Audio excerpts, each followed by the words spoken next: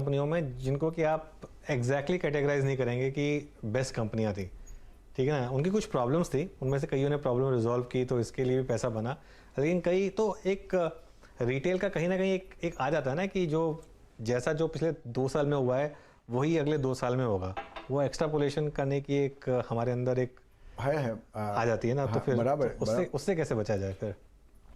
वो तो बचना ही पड़ेगा अनुज। अब वही अनुभव बताता है, जैसे हम लोग बच रहे हैं ना, हमको भी आता है वो जो मेरा दोस्त विजय केडिया बोलता है ना, भंगार कैप, राइट। हमारे को भी बहुत सारे रोज टिप आती है कि आप ये ले लो जी, ये देख लो जी, वो देख लो जी, पर वो तो आपको डेलिब्रेशन है ना अनुज, और वो आपकी चॉइस है कि भाई आप वहाँ पे जाते हो कि नहीं जाते हो, वो भी आपकी चॉइस है, और दूसरा कितना जाते हो वो भी आपकी चॉइस है।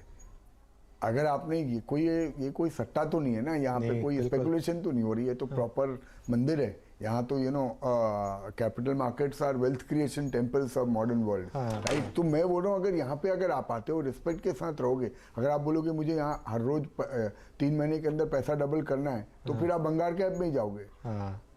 ये एक मधु भाई की बहुत अच्छी बात लगती है मुझे, क्योंकि आप जनरली आप किसी से बात करेंगे तो आप नोटिस करेंगे कि लोग बोलेंगे कि यार कि जो शेयर मार्केट है ये तो थोड़ा सा सट्टा बाजार की तरह से है, और मधु भाई का व्यू एकदम ऑपोजिट है। वो शेयर बाजार को मंदिर की तरह मानते हैं, और क्योंकि सब कुछ यहीं से कमाया है तो इसके लिए उसको, और सब देख ही रहे अनुज, कितने हमारे को छोड़ो ना, कितनी सारी कंपनियां बन गई जिन्होंने वो डिसिप्लिन रखा, जिन्होंने वो, हम देखते आ रहे हैं ना, अभी 140 करोड़ की डिवीज लैब 1,40,000 करोड़ हो गई मेरे लाइफ स्पैन में, राइट। कितना गुना पैसा हुआ मैं तो कैलकुलेट भी नहीं कर सकता। वही बोलो ना, तो करीब 1000 गुना हो गया इन matter of what 20 years.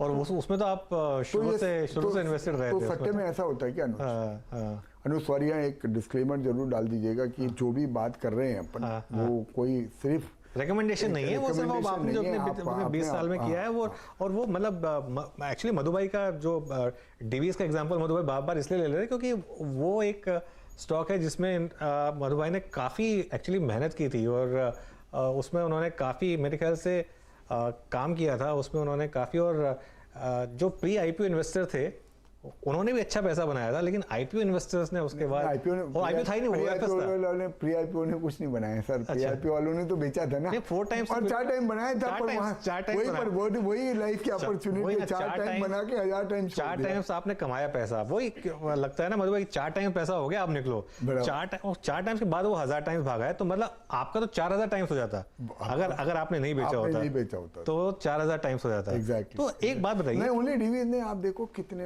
House of Tata बन गए, इतनी सारी सॉफ्टवेयर कंपनियां बन गई। अनुज, यही हिंदुस्तान की खासियत है। ये एक पॉइंट अपन बात कर रहे हैं ना, ये ऐसा लगता है सपोजिंगली इतना करप्ट देश है, यहाँ ये प्रॉब्लम है, वहाँ ये प्रॉब्लम है, पर मार्केट तो कुछ और ही दिखा रहे हैं। यहाँ पे जो सक्सेसफुल कौन हुआ है?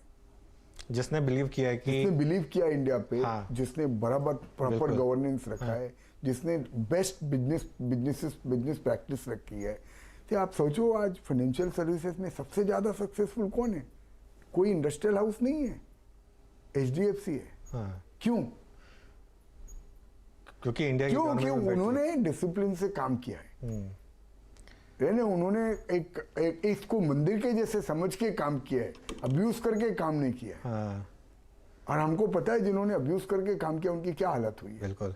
ये जो आप बात बोलते हैं ना, इससे मुझे वो राकेश झुंझुनवाला जी की एक बात याद आती है हमेशा। जब मैं लास्ट उनसे मिलने गया था दिवाली के टाइम पे, तो उन्होंने कहा था कि अनुज अगर इंडिया में पैसा बनाना है तो इंडिया पे बुलिश होना पड़ेगा। फिर आप ये नहीं कह सकते कि यहाँ पर ये वो तो फंडामेंटल है ना अनुज। और वही तो उन्होंने वो जाने के पहले कूट के हमारे अंदर भर के गए हो 20 साल के अंदर, कि भाई वो फंडामेंटल चीज मत भूलना। और इसका ये मतलब नहीं आप बुलिश हो तो हर टाइम लिवरेज करके कुछ भी खरीद रहे हो, वो सेंस तो रखना पड़ेगा, पर बुलिश तो रहना ही पड़ेगा। बुलिश हुए बिना तो आपके अंदर से जब तक तेजी नहीं लगेगी तब तक आप पैसा कैसे लगाओगे।